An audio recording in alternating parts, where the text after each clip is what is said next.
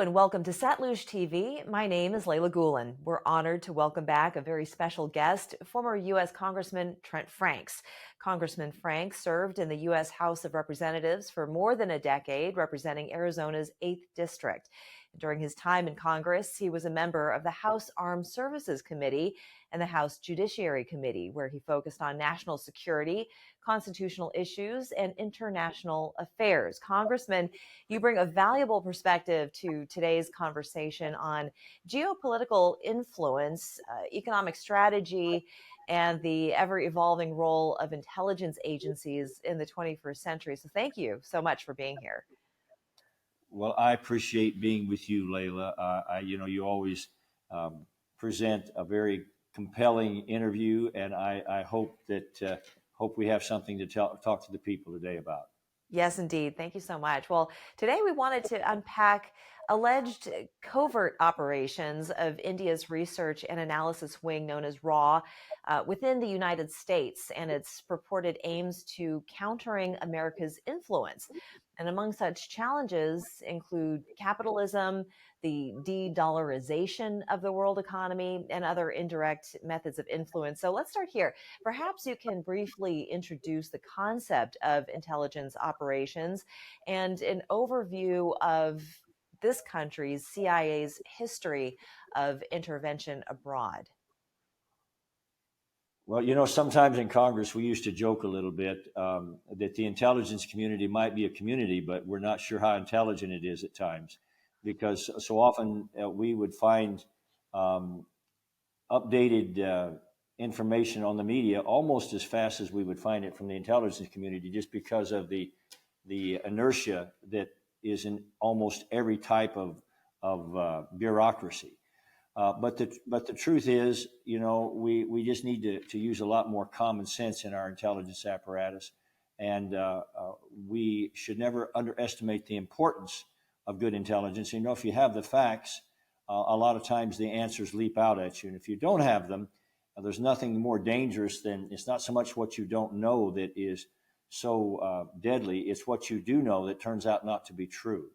And so we need to really advance our what I call our human intelligence, because we have a lot of instrument intelligence and a lot of digital intelligence, but we really need to hone and train our operators to be able to communicate with real people and give us real valuable intelligence data that we can use and can have some confidence in.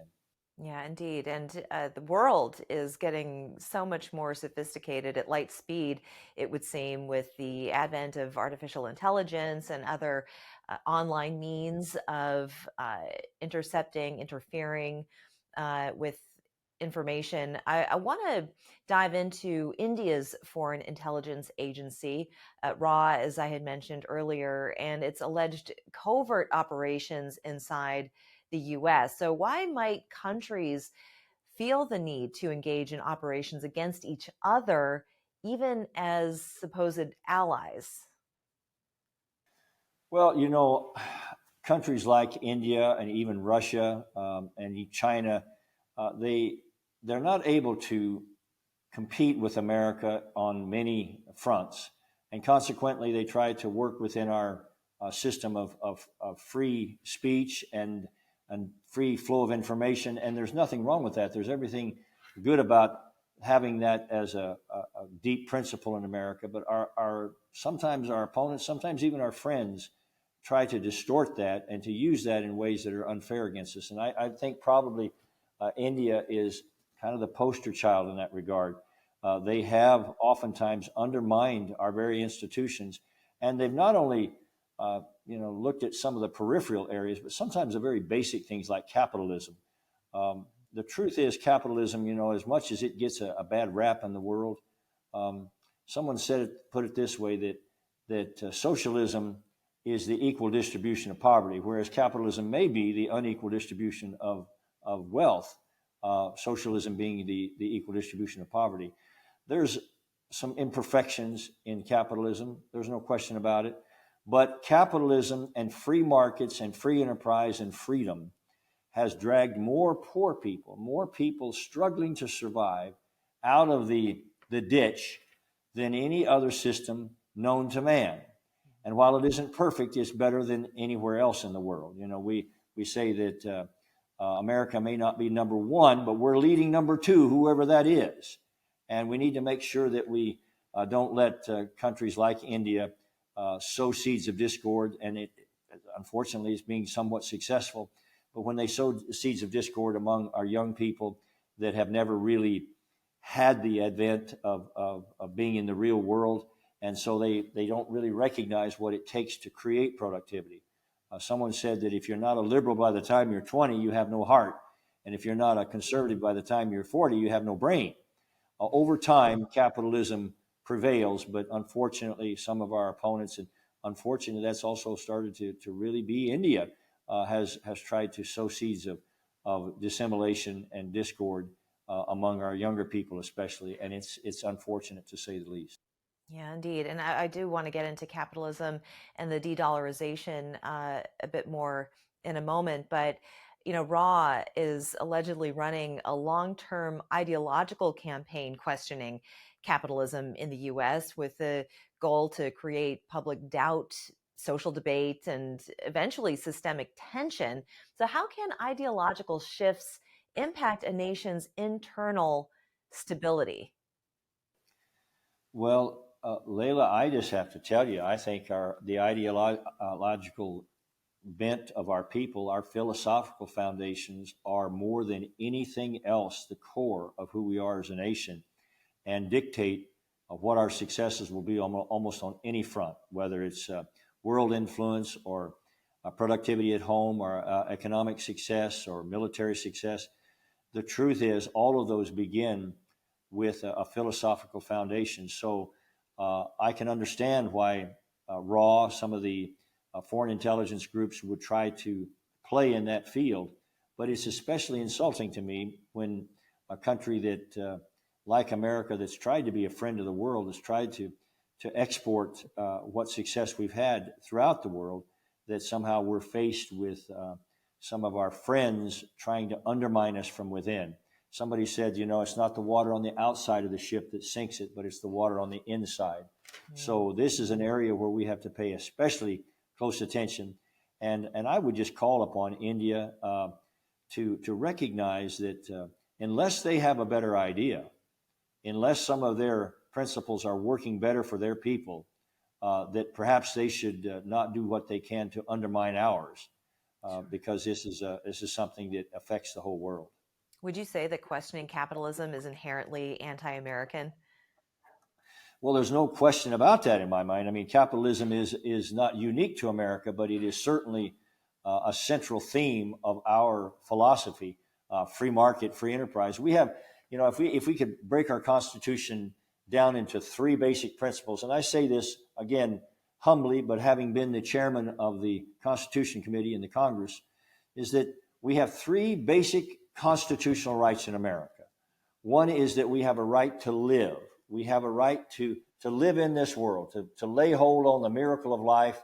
And that alone is so foundational, so basic, because if someone can take your life, if they can devalue life, and unfortunately there are countries in the world that do devalue life, and it's largely based on some of their religious foundation.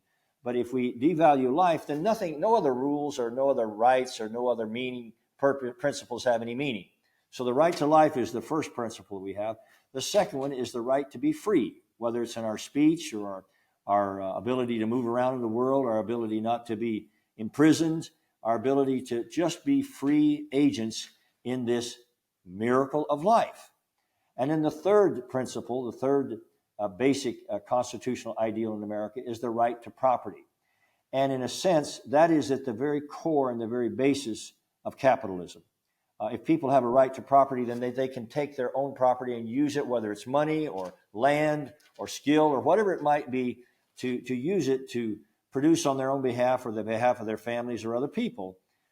They're much more judicious in how they use that capital, and it is much more successful usually in precipitating productivity, which is the foundation, the absolute core essence of all economy.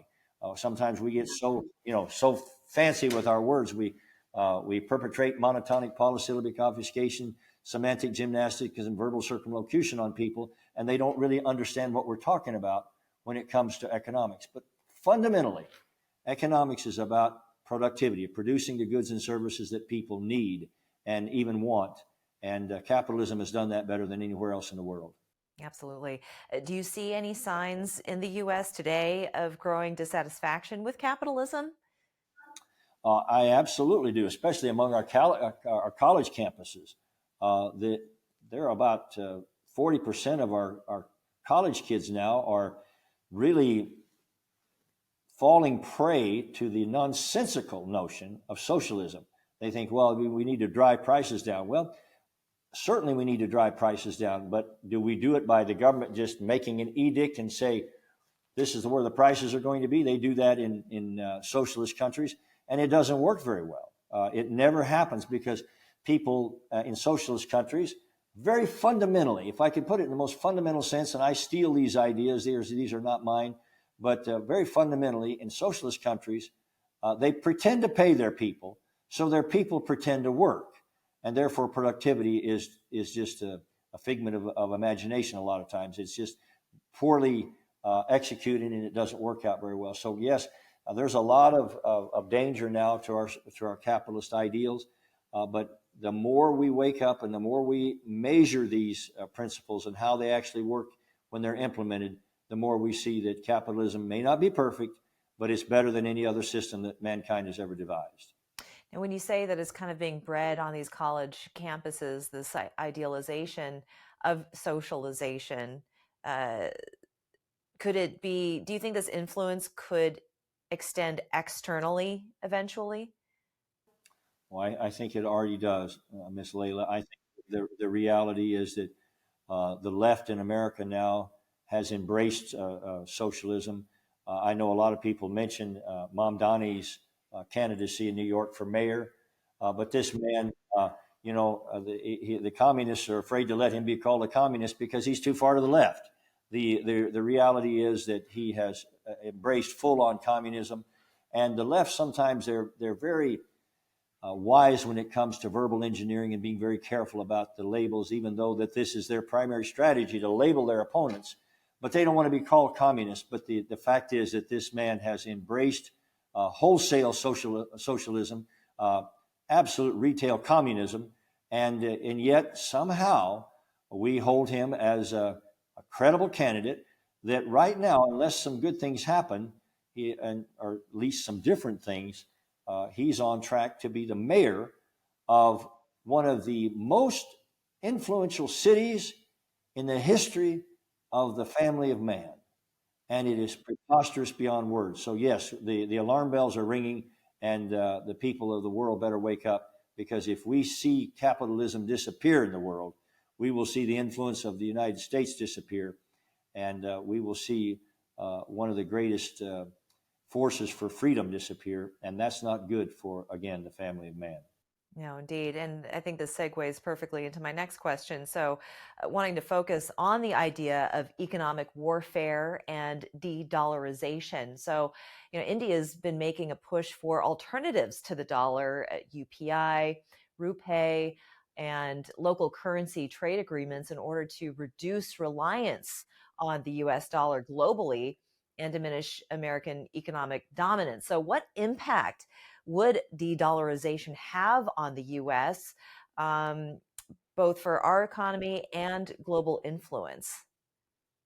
Well, it comes down to, again, a philosophical argument. The fact is that the dollar, because of our free enterprise, because of our capitalist system, has proven to be the best monetary measurement, the best unit of monetary exchange, and the most reliable currency in the whole world. There's no question about that. It has proven that time and time again.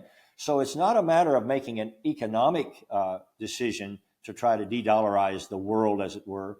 This is simply a struggle between philosophies on completely different bases.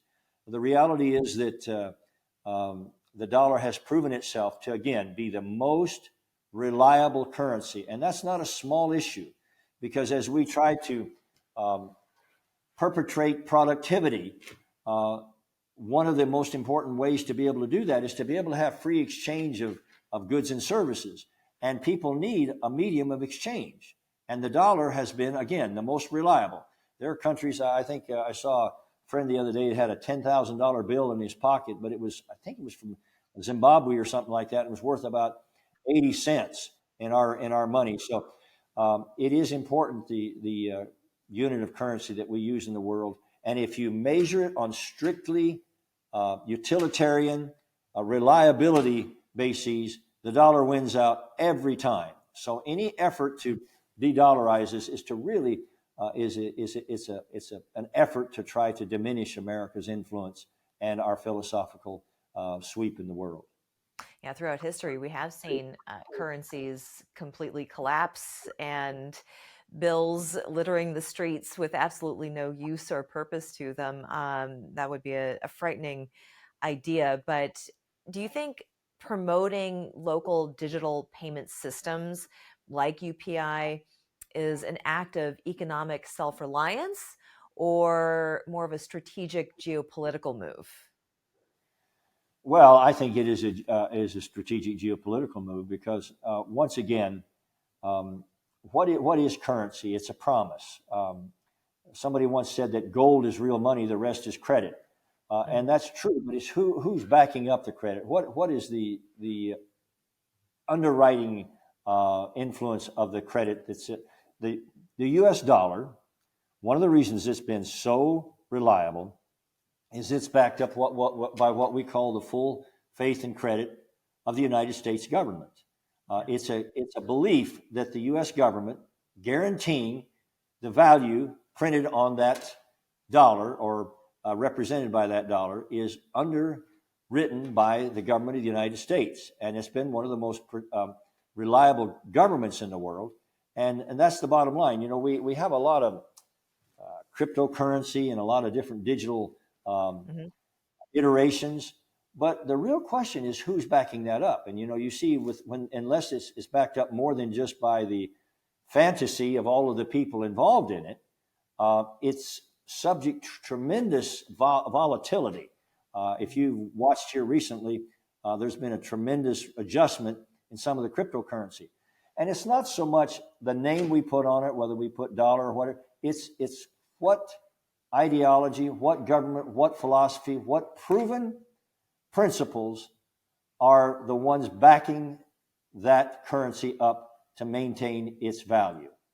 Yeah. And sometimes that gets a little hard for people to wrap their head around, but if every dollar, if every ounce of gold in Fort Knox were stolen tonight and nobody knew, the dollar would be worth the same tomorrow as it is today, but because no one would know. I mean, it's kind of in our head. But if we heard tomorrow's headlines that all of the gold in Fort Knox had been stolen and that the dollar couldn't be backed up by gold anymore, markets would crash all over the world. Sure. So it's not just the ostensible value that you put on the face of currency. It's what it's backed up by, and the dollar is backed up by the stars and stripes. It's backed up by a nation that is proven to be a friend of the world and proven to be stable and proven to keep its word. And that's what people are betting on. And before we move on, do you think we should be concerned by the efforts from countries such as India on this matter? Well, Layla, I do. I think the old saying, "This price of freedom is eternal vigilance," and we have to wake up every day and be aware that there are forces in the world that want to tear down the forces of freedom. And really, people say, well, you should never mix religion and politics, but I still haven't found a place where they separate completely.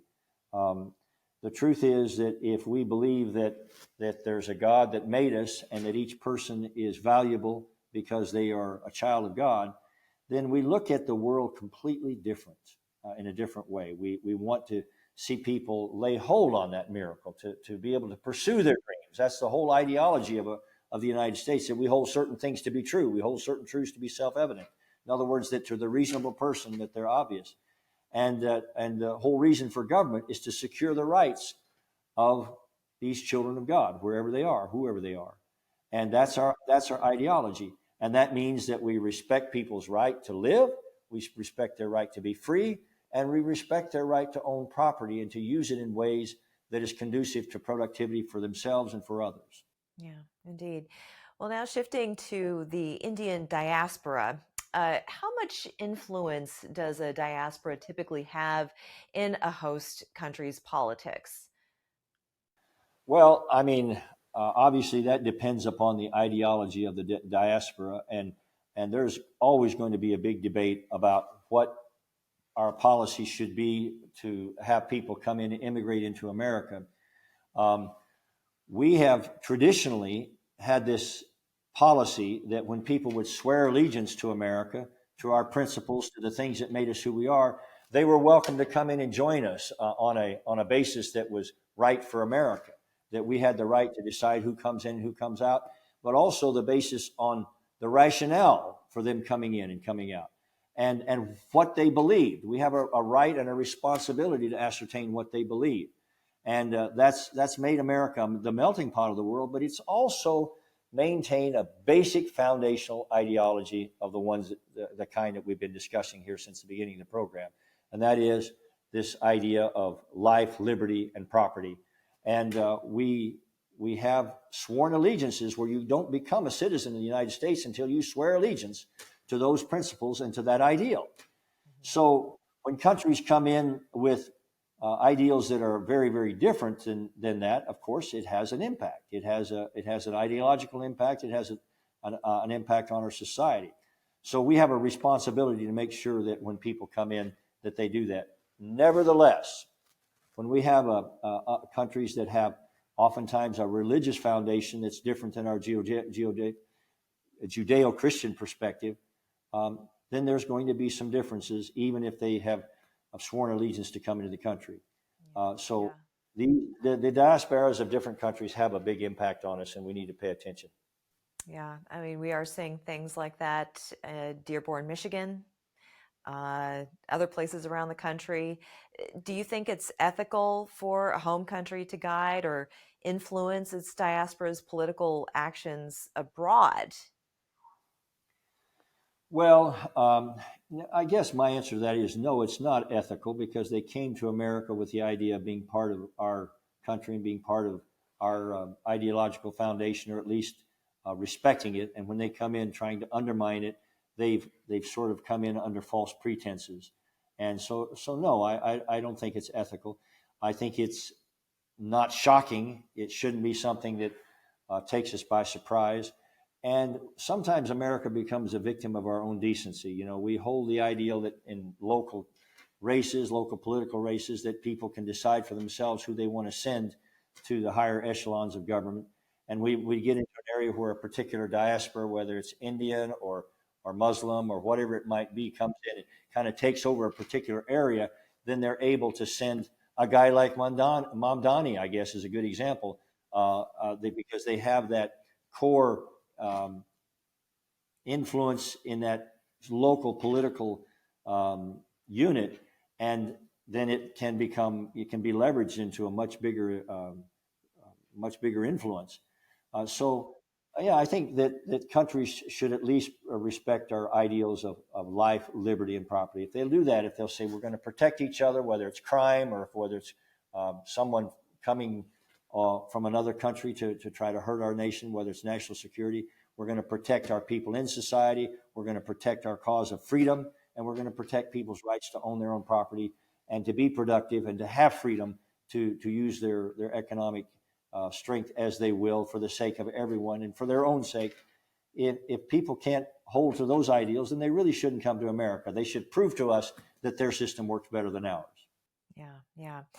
Do you think these different strategies by Raw, do you think, if true, that they are justified? No, I don't think Raw is justified in trying to diminish our ideals in our country or to sow seeds of division in our people. I don't think that's right at all. Right. I think they hope we don't know, but we do. Hmm. And they're not doing themselves any favor. More and more, especially the Hindu government of India, has become kind of the poster child for trying to come in and change our country's ideals, or to sow, again, contention among our people. And, people that are paying attention see that. And our distrust for the Indian government is growing in some pretty profound ways. And it's not just hurting America. This will ultimately hurt India and India's people in the long run. And I'm just here to say to you that the American ideal is one that we want to see the whole world embrace, not for our sake, but for the sake of the people of the world. Yeah, indeed. And in your opinion, do you think countries should fight covert operations with more covert operations, or do you think diplomacy is the answer? Well, covert operations have been around a long time, and I guess if we're being very candid, we've even seen our own country make some mistakes in some of our covert activity. I mean, I remember under Jimmy Carter, which dates me terribly. I was only 4 years old. No, I was a younger person at the time, but he sent our CIA to destabilize the government of Iran, the Shah of Iran, and they ended up with Khomeini as the leader of Iran, and we've suffered terribly. The world has ever since, and unfortunately the danger is not over. So we need to be very careful how we use our own covert influence, and we need to be very vigilant as to watch other people using that against us. And that's why it's important that we maintain not only our internal strength, but also our military strength, because it's just a truism that our diplomacy is always heard in the shadow of military might and capability. And as long as we maintain our strength as a country and our vigilance as a people, I think we have a good chance of proceeding as a nation. But if we turn our backs on clearly learned principles and ideals that you've given us the greatest, most productive nation in the history of man, we shouldn't do that casually. Yeah. And this is going to be my last question for you, since you brought up the military. Can ideological subversion be as powerful as military action? Wow, that's a tough question. Ronald Reagan said that markets are more powerful than armies, and ideology is really the ultimate force and the power. What people believe, what our basic principles and our basic convictions are. I think someone said that leaders are the custodians of the nation's ideals, of the beliefs it cherishes, of the principles that make a nation out of a mere aggregation of people. The truth is, what we believe is what translates and extrapolates into our military capability eventually.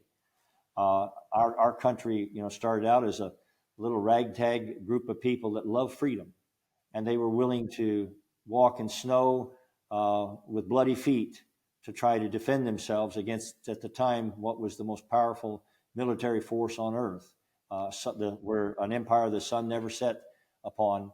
And that ideology, that deep commitment to knowing that mankind is created by God. We hold these things to be, we hold these ideals to be self-evident, that we are endowed by our Creator, not government, not just the accident of nature, but that we're created, and that we have a reason to look beyond just the terra firma of earth. They look into the stars, look into the hope of the future, and look into the purpose that God has for each of us. Mm-hmm. If we do that, then we treat each other kindly in our country, and we treat each other kindly, internationally.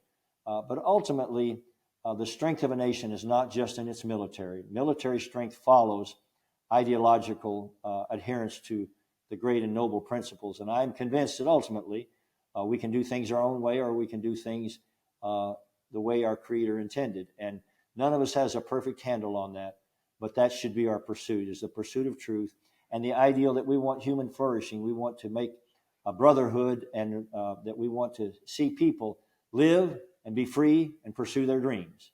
There is the core foundation of America, and it's a worthy core, and we should do everything we can to protect it, whether it's military, ideologically, economically, inspirationally, or philosophically. We should do everything that we can to protect that ideal, because that is the hope of man. That's a perfect note to end on. Congressman Franks, thank you kindly for joining us. Another fascinating conversation. We really appreciate you exploring the subject and giving us your expertise. Just a lot of food for thought here. So thank you so much for joining us. Thank you, Layla. You always make it easy. Thank you. Oh, appreciate that. Well, that's going to do it for us here on Satluj TV. We'll see you next time.